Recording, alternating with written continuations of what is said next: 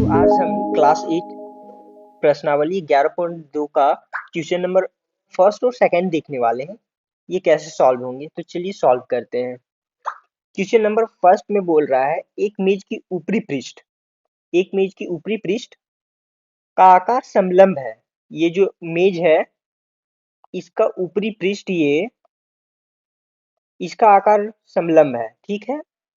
जिसकी समांतर भुजाएं एक मीटर, माना कि ये समांतर भुजा ये 1 मीटर है और 1.2 मीटर है। ये माना कि समांतर भुजा बी 1.2 मीटर है तथा इन समांतर भुजाओं के बीच की दूरी 0.8 मीटर है। ये जो समांतर भुजाएं हैं इन दोनों के बीच की दूरी 0.8 है, 0.8 मीटर है। मतलब ये हाइट 0.8 मीटर है। तो इसका क्षेत्रफल ज्ञात कीजिए। दूरी को हम लोग यहाँ हाइट माने, इसे आप कंफ्यूजन मत होना। समलंब में हम लोग ऐसा कर सकते हैं। तो चलिए इसको सॉल्व करते हैं। तो सॉल्व करने से पहले हम देख लेंगे कि हमें समलंब आकृति का जो क्षेत्रफल होता है उसे निकालने के लिए क्या क्या चाहिए होता है। तो हमें पता है कि समलंब का क्षेत्रफल होता है 1/2 ये प्लस बी इंटू एच। तो ध्यान से देखिए, क्या हमारे पास ये मौजूद है? जी हाँ, ए मौजूद है। बी भी मौजूद है, बी भी मौजूद है। एच भी मौजूद है, एच भी मौजूद है। तो क्या हम इस फॉर्मूले पे बैठा के इसका क्षेत्रफल निकाल सकते हैं? आसानी से निकाल सकते हैं। तो चलिए आप पहले ट्राई कीजिए, वीडियो को पॉज कीजिए, ट्राई कीजिए और फिर आंसर मिलाइएगा। पहले लिख लेते हैं दिया गया है। दिया गया है। क्या क्या दिया गया भाई? ये इक्वल टू दिया गया है 1 मीटर, बी इक्वल टू दिया गया है 1.2 मीटर, एच इक्वल टू दिया गया है 0.8 मीटर। अब आगे हम लोग सॉल्व करते हैं। समलंब आकार पृष्ठ का क्षेत्रफल।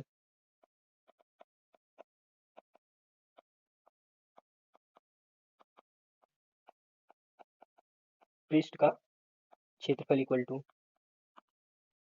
इसका फॉर्मूला होगा 1/2 इंटू ये plus B into H equal to 1/2 का 1/2 पुट किए, ये के जगह पे हमारा है 1 मीटर और बी के जगह पे है 1.2 मीटर और एच है हमारा 0.8 मीटर। चलिए बढ़िया। तो ये हो जाएगा 1/2 इंटू 2.2 इंटू 0.8। अब ये 2 से ये कटेगा 1.1 बार में, तो टोटल हमारा हो जाएगा 1.1 इंटू 0.8 इक्वल टू, इसे गुणा करने पर आएगा हमारा 0.88 मीटर स्क्वायर। मीटर स्क्वायर क्यों? क्योंकि यहाँ यूनिट हमारा मीटर में दिया गया है, तो क्षेत्रफल में हम उसका स्क्वायर कर देते हैं, तो हो जाएगा मीटर स्क्वायर। अब चलिए क्वेश्चन नंबर 2 देखते हैं। क्वेश्चन नंबर 2 क्या बोल रहा है? क्वेश्चन नंबर बोल रहा है 2, एक समलंब का क्षेत्रफल 34 सेंटीमीटर स्क्वायर है। चलिए ठीक है, तो पहले हम बना लेते हैं समलंब। ये रहा हमारा समलंब। इसका क्षेत्रफल बोल रहा है 34 सेंटीमीटर स्क्वायर। चलिए बढ़िया। उसकी ऊंचाई 4 सेंटीमीटर है, मतलब कि ये हो गई उसकी ऊंचाई, जो है ऊंचाई h 4 सेंटीमीटर। चलिए बहुत बढ़िया। समांतर भुजाओं में से एक की लंबाई 10 सेंटीमीटर है, तो इसको हमने मान लिया 10 सेंटीमीटर। इसको हमने 10 सेंटीमीटर मान लिया एक भुजा। तो पूछ रहा है दूसरी समांतर भुजा की लंबाई ज्ञात कीजिए। तो चलिए बहुत बढ़िया। तो दूसरी समांतर भुजा की लंबाई कैसे ज्ञात करेंगे? पहले तो ये देख लेते हैं। समलंब का क्षेत्रफल होता है 1/2 इंटू ये प्लस बी इंटू एच। तो हमारा 1/2 ये हमारा दिया गया है, माना कि 10 सेंटीमीटर, ये हम इसे मान लेते हैं, प्लस बी हमारा बी रह जाएगा क्योंकि हमें ये मालूम नहीं है, तो ये हमें निकालना है, इंटू एच हमारा है 4 सेंटीमीटर इक्वल टू, इसका क्षेत्रफल कितना है 34 सेंटीमीटर स्क्वायर। तो क्या आसानी से बी निकल जाएगा हमारा? हमारे पास ये दिया गया है, एच दिया गया है और उसका क्षेत्रफल दिया गया है, तो बी हम लोग निकाल सकते हैं, बहुत इजी से फॉर्मूला पे पुट करके निकाल सकते हैं। तो चलिए वैसा ही हम लोग करते हैं।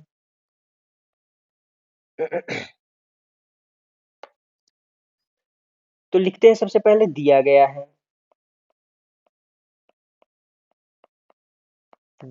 है समलंब का क्षेत्रफल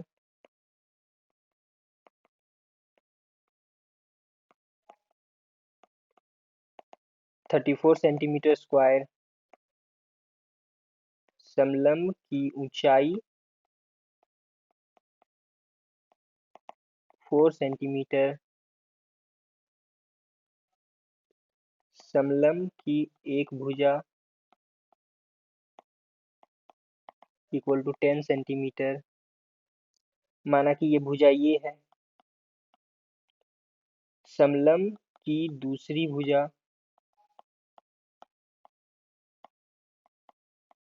बी इक्वल टू वाट, ये हमें ज्ञात करना है। तो चलिए फॉर्मूला पे पुट करते हैं। समलंब का क्षेत्रफल इक्वल टू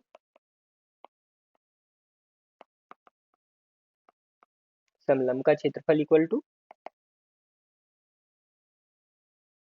1/2 ये प्लस बी इंटू एच। समलंब का क्षेत्रफल हमारा कितना दिया गया है, 34 सेंटीमीटर स्क्वायर, तो क्षेत्रफल के जगह पे 34 सेंटीमीटर स्क्वायर लिख दिए। फॉर्मूला में 1/2 ये के ये हमारा कितना गया दिया गया 10 प्लस बी इंटू एच हमारा है 4। बहुत बढ़िया।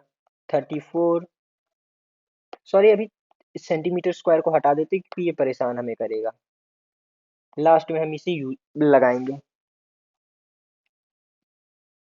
अब इस 4 को कैंसिल कर दिए, कट सकता है ना आसानी से। 10 प्लस बी इंटू 2 बच गया। अब हम क्या करेंगे, ये दो गुना में है यहाँ पे जब जाएगा तो क्या भागा में आ जाएगा, यस। तो हमें इसे भागा में कर देते हैं, 34/2 equal to 10 plus B equal to, इसे इसे कट करने पे 17 बार में कटेगा, 17 इक्वल टू 10 प्लस बी। यदि 17 10 प्लस बी के बराबर है तो क्या 10 प्लस बी 17 के बराबर हो सकता है, ये हाँ एकदम हो सकता है। यदि 1 रुपया एक संतरा के बराबर है तो एक संतरा का वैल्यू 1 रुपया होगा, अजी बिल्कुल होगा। वैसे ही हम लोग यहाँ पे करेंगे, इसे आसानी से सॉल्व करने के लिए 10 प्लस बी इक्वल टू 17, इसीलिए b इक्वल टू, ये जो 10 है ये प्लस में है, यहाँ पे किसी भी संख्या के आगे यदि कोई चिन्ह नहीं है तो वो प्लस होता है, तो यहाँ पे जब वो जाएगा तो क्या हो जाएगा, इसका चिन्ह परिवर्तन होके माइनस हो जाएगा, तो यहाँ हो जाएगा 17 माइनस 10, तो b का वैल्यू आ जाएगा 7 सेंटीमीटर, आंसर। तो ये हमने क्वेश्चन नंबर फर्स्ट और सेकंड सॉल्व किया। अब आगे हम लोग थर्ड फोर्थ देखते हैं नेक्स्ट वीडियो में। Thank you.